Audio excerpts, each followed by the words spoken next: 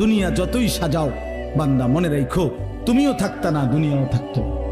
তুমিও যেমন মৃত্যু হবে, এই কায়নাতেরও মৃত্যু হবে।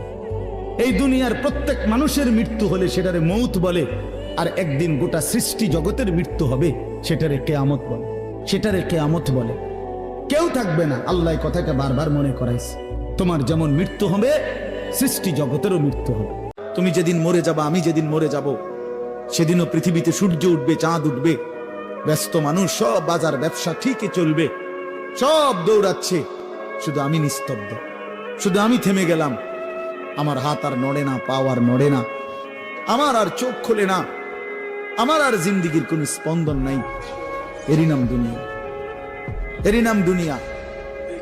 বান্দা যদি বলতে পারে দিল থেকে, আল্লাহ আমি গুনাহ ছেড়ে দিলাম, আর করব না, ওয়াদা দিলাম, আমি লজ্জিত মাওলা, আমি মাফ চাইলাম, আল্লাহর কসম।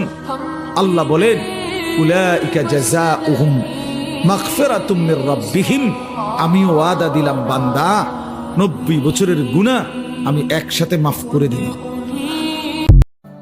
আপনি আমি যখন ইন্তেকাল করব, এমন হবে 40 দিন পর কেউ আমাদের কবর জিয়ারত করবে কিনা সন্দেহ আছে। এগুলো বাস্তবতা। আর